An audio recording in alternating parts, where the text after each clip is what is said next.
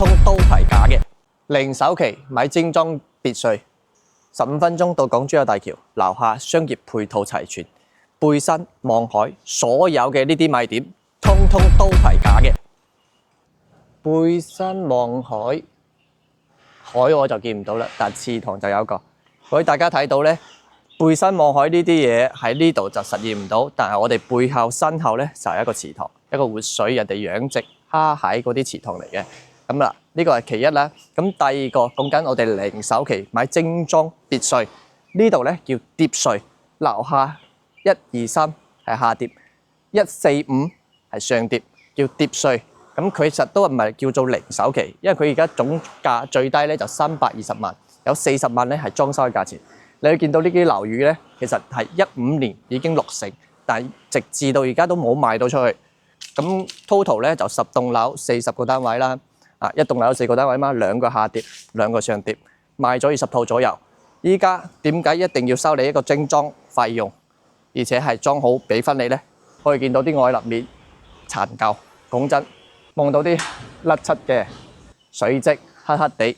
我一定你買咗樓之後，我裝修好，整翻靚仔先會俾到你。所以你 total 可能攞出嚟嘅首期呢，大概喺70到80萬左右，先可以買呢一個下疊或者上疊。呢個其二。第三個就係周邊樓下商業配套齊全。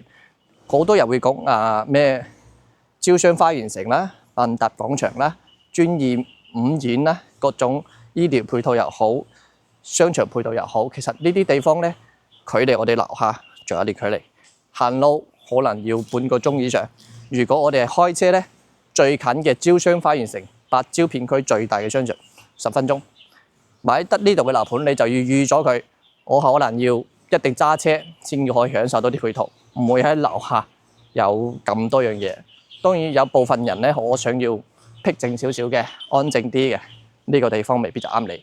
但如果我覺得我想要繁華啲嘅地方，一落樓就有嘢食、有嘢買、有嘢行，呢個地方絕對就唔會有噶啦。呢個第三點。第四個呢，就好多人話15分鐘去到港珠澳大橋，冇啦。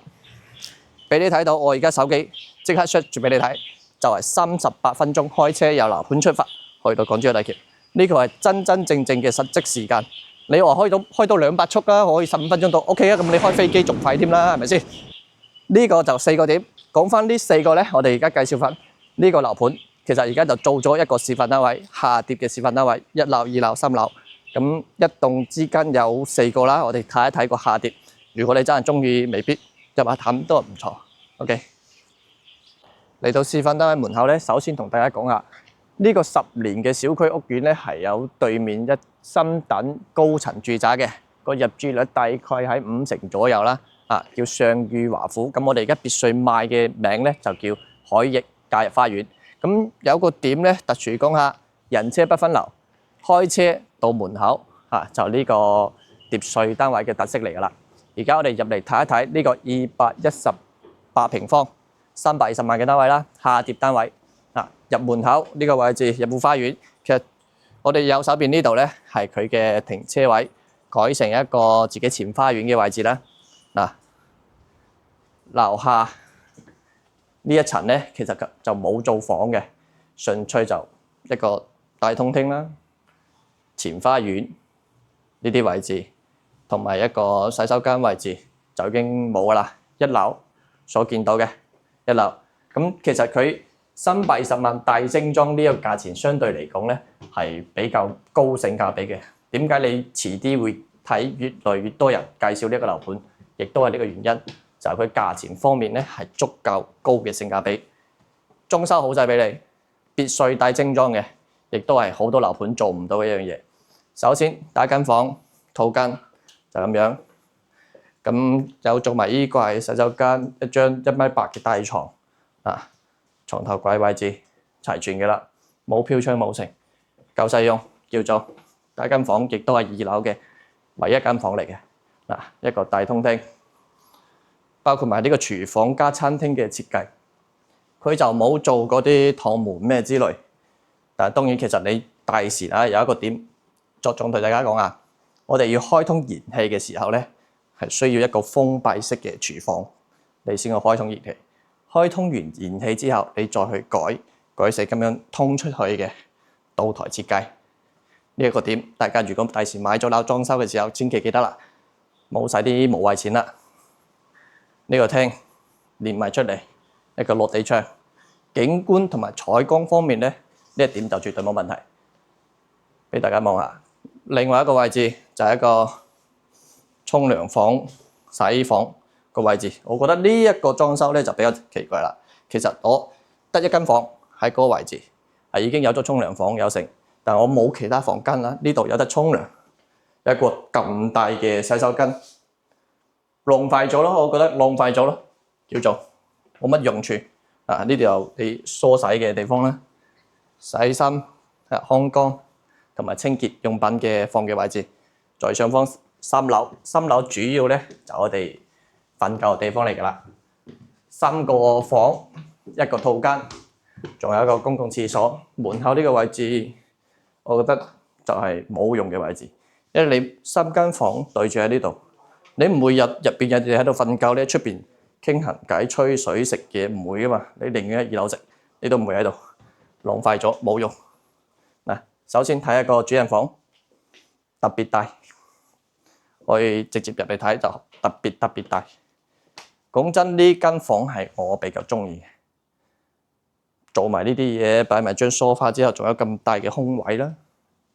嗱，差唔多2米床，衣櫃、懶人梳化，仲有咁大嘅空位。呢度做咗個梳妝台嘅位置，呢個位置，攝影師改過嚟。嗱，嗰度衣帽間、梳妝台呢啲位置，同埋個同2樓一模一樣嘅洗手間。2樓個客廳嗰度一模一樣洗手間，呢個就係主人房。3樓唔好嘅地方就在於你一定要爬樓梯上嚟，佢冇預留嗰啲電梯位俾你，除非你拆咗成個電梯，但你又唔得嘅，唔可以一直係行電梯冇樓梯你行噶嘛。嗱，你嗰間房都足夠大，細路仔瞓或者你直情一個成年人喺度作為一間房都足夠噶啦，已經係。第3間房就呢度，同埋呢度洗手間位置，公共洗手間位置，同埋第3間房嘅位置就呢度。其實呢一個單位點講咧？如果你可以接受到僻靜少少，我喺呢度住，跟住揸車出去購物、食嘢、買嘢，呢個屋企係唔錯嘅，係高性價比嘅。折合落嚟嘅單價，我320方嘅實用面積，跟住我賣340方嘅實用面積，跟住我賣320萬，接落嚟嘅單價9000幾蚊，叫做住宅價買別墅，都唔叫別墅，叫碟墅。OK 嘅，呢個價錢係冇問題嘅，但係咧就係好多樣嘢係虛假宣傳，網上睇到虛假宣傳，我唔想。其實好多人睇到啲片啦，我就租埋過嚟啊，睇樓啊，跟住發覺同我網上睇到你所有嘅宣傳都唔一致，咁我覺得會浪費人哋啲時間咯。你做得咁樣嘅嘢，你未來你就算我真係睇啱咗，我買咗，我未來可能我都唔會介紹啲朋友俾你咯，係咪先？我而家就真實所有資料、真實數據話晒俾你知。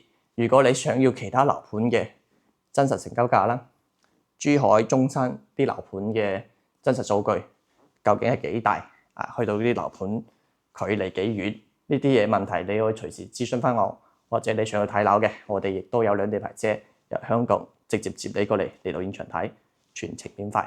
好啦，咁今期就同大家介紹咁多，相信真實嘅數據，杜絕虛假中介。多謝大家。